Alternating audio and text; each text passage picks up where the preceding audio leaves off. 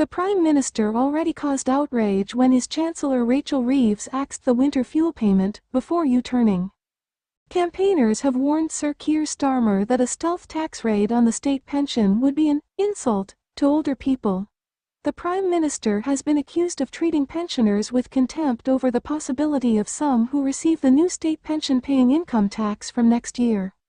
Millions of Britain's poorest older people face being dragged into an old age tax trap, as Chancellor Rachel Reeves scrambles to fill a growing black hole in the public finances. Over 60's campaign group Silver Voices, with the support of the Express, handed in a petition to 10 Downing Street with 115,000 signatures in March calling for the state pension never to be taxed. It called for the Chancellor to increase the tax threshold for state pensioners and to commit to increasing the tax threshold in line with the triple lock increases in future years.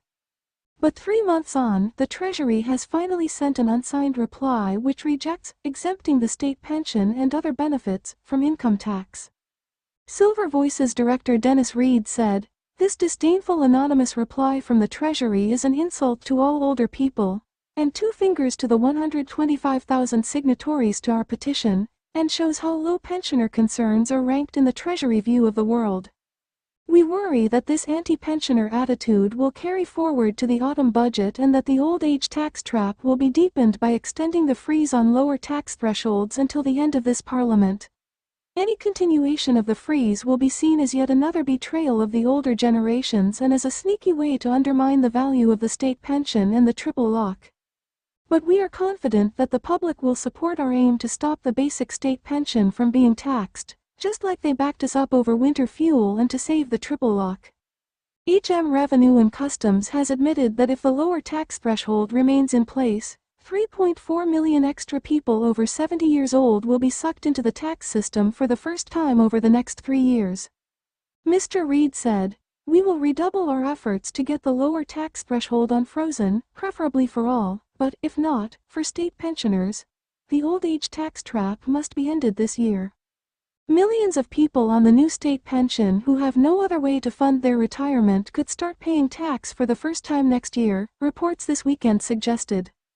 This is because the personal allowance, the amount of income someone can have before they start to pay tax, is stuck at £12,570 at least until 2028.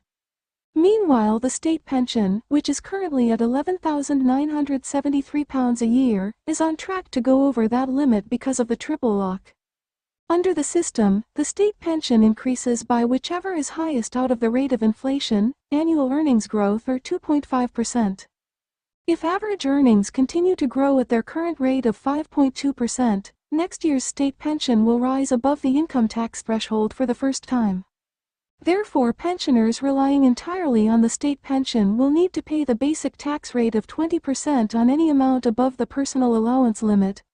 The exact figure they will need to pay will be confirmed later this year. Chancellor Rachel Reeves is said to be considering an extension of the freeze on the personal allowance rate. Former Pensions Secretary Esther McVey said, "It is pretty clear that this Labour government has a vendetta against pensioners. These proposals are just the latest in a long line of kicks in the teeth Labour have inflicted on pensioners. Given that this Labour government has already run out of money and has collapsed the economy, I am afraid that this financial punishment beating they are inflicting on the country is only going to get worse." Ex-Pensions Minister Baroness Rose Altman suggested the cost of administering the tax collection could outweigh the revenue raised. She said, "The idea that the government claws back tax from pensioners living on no more than the state pension could see millions of older people battling with the tax system for the first time in their lives. Many have said to me it feels like the government is giving with one hand and taking back with the other. The threshold is set at a very low level relative to average earnings now as earnings have risen but the tax threshold stayed frozen. It is likely that many will owe just a few pounds in tax and the cost of administering the tax collection may well cost more than the revenue raised. The government is trying to plug an estimated £30 billion gap in public finances, which has become more difficult after it faced a bruising defeat in the Commons last week over its welfare reforms. Reform UK's deputy leader Richard Tice said, "This Labour government is hell-bent on hammering our pensioners at every turn. First, they tried to snatch away their winter fuel payments, Now they're plotting to slap a tax on their state pensions. This is nothing more than a backdoor plot to effectively abolish the triple lock. It's clear that this government's priorities do not lie with the British people.